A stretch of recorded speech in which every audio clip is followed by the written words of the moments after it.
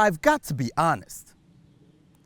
I've never paid much attention to these. Well, that is until now. I'm Chris from AutoAcademics, and this is the totally redesigned 2025 Nissan Kicks SR with all-wheel drive. Now, my lack of interest wasn't due to a fault of Nissan or any other small car maker. They just weren't on my shopping list. Well, until my oldest started to drive, and we wanted something safe and value-packed for her. And now that I do pay more attention to them, this redesigned Kicks isn't too shabby. Our particular tester is a Scarlet Ember Tint Coat SR trim with all-wheel drive and the premium package for $1,950. Splash guards for $250, $190 carpeted floor mat, 19-inch alloy wheels, and premium paint for $425. Nissan is also providing 3 scheduled oil changes within the first 2 years or 24,000 miles, whichever occurs first, giving this car a total M.S.R.P of $31,885. The value in cars like these comes not only in their price, but what they have to offer at that price. For example, all trims of the Kicks are available with all-wheel drive and have an impressive 8.4 inches of ground clearance. This car ain't scared of soft roading. This SR trim has LED lighting all around, color-matched heated side view mirrors with integrated turn signals, and remote engine start.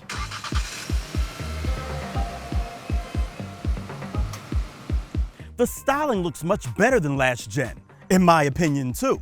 It appears more substantial than before, with roof rails and its vertical stack array of daytime running lights and full-width LED taillights.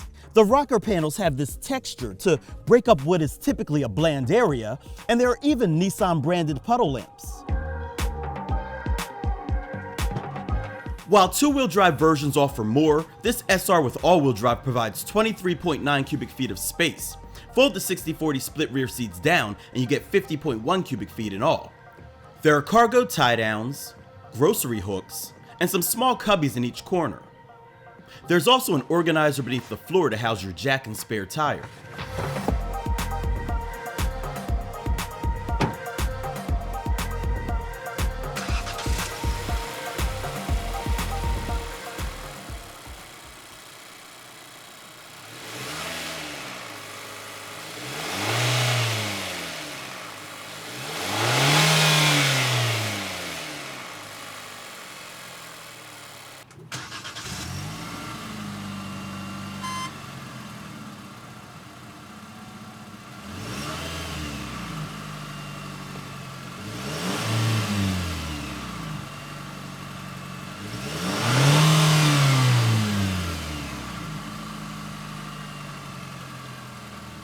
Like Nissan's Sentra, the Kicks is powered by a 2-liter dual overhead cam 4-cylinder engine, but makes slightly less power at 141 horsepower and 140 pound-feet of torque. It's mated to an Xtronic continuously variable transmission that drives all 4 wheels. Drive modes allow you to choose from Sport, Standard, Eco, and Snow settings, and our Kicks has an EPA estimated fuel economy rating of 27 miles per gallon city, 34 miles per gallon highway, and 30 miles per gallon combined. AutoAcademics saw a respectable average of 33.5 miles per gallon during testing on regular fuel.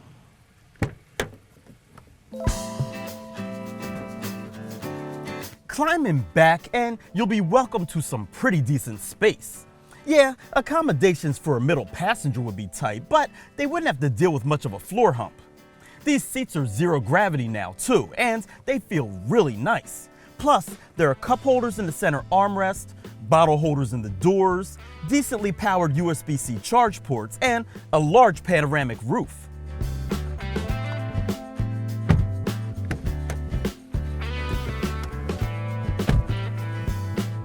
As with the Sentra, Nissan has really stepped up their game because this interior is much more stylish than in Arcona, and I like Arcona. Check out the carbon mesh look on the door panels and the red stitching on the dash. That same stitching is on the steering wheel too, which also feels good in my hands. Like back there, these seats are zero gravity too, but these are a bit firmer. They do look good though and have Bose speakers in the headrests. The audible effect is subtle, but its inclusion, I admit, is surprising on this level of car. Fortunately, sound quality is nice overall. The displays are well done too. They're 12.3 inches each with a high resolution and good functionality. The cameras aren't quite as detailed, but they're fine, and the physical controls work well. The seats and steering wheel are heated. Apple CarPlay and Android Auto are wireless. And there's even ambient lighting. A 12-volt outlet and USB-C ports are up front too, but the ones in back charge faster. And there's also keyless entry and push-button start.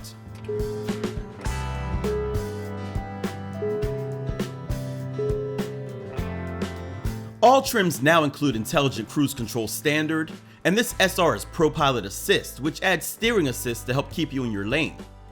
There's also an around view monitor, traffic sign recognition, intersection assist, and parking sensors. You get plenty of airbags, automatic emergency braking with pedestrian detection, rear automatic braking, lane departure warning, intelligent lane intervention, blind spot warning, blind spot intervention, high beam assist, rear seat reminder, and rear cross traffic alert. So now that we've addressed all of that, it's time to take it out and see how it drives.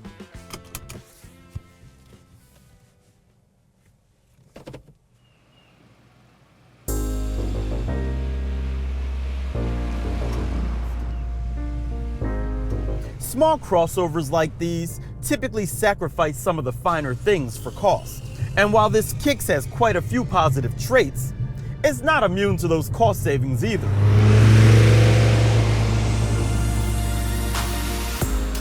The cabin is definitely a bit noisy at speed, but my daughter's Kona isn't vault-like either. This is just a bit louder in both the wind and road noise categories. You see, there's quite a bit of resonance that appears to be coming from the wheel wells. This also doesn't make much power.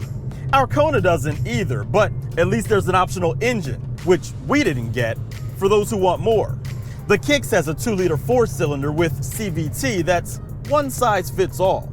I mean, it's fine, but definitely look twice before crossing the street. Something else worth mentioning is the B selection on the shifter, which stands for brake. Nissan states that it allows the car to use engine braking, as well as regenerative braking, like in a hybrid or EV, to help slow you down, say, on a hill. Apparently, it also helps to minimize brake pad wear. Kind of strange to have that feature on something with no electric motors.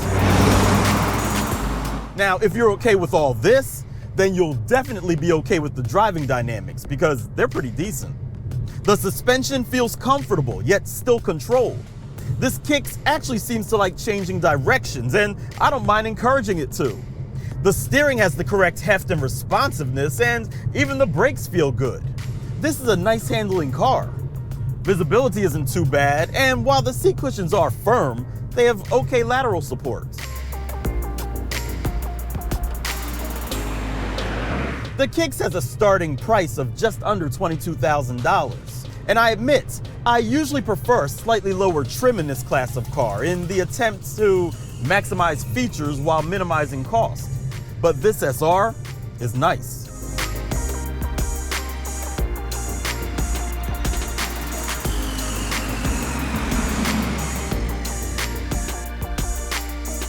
It's no surprise that Nissan has been upping the ante with their smaller vehicles. Volume sales are king. Now, they haven't sold as many of this as they have the Rogue, but this Kicks is starting to kick some butt. And it's definitely got my attention now. And if your attention was long enough to get through this video, go ahead and give it a thumbs up. Don't forget to subscribe and hit that bell icon so you don't miss what we have coming up next. I'm Chris from AutoAcademics. Thanks for watching.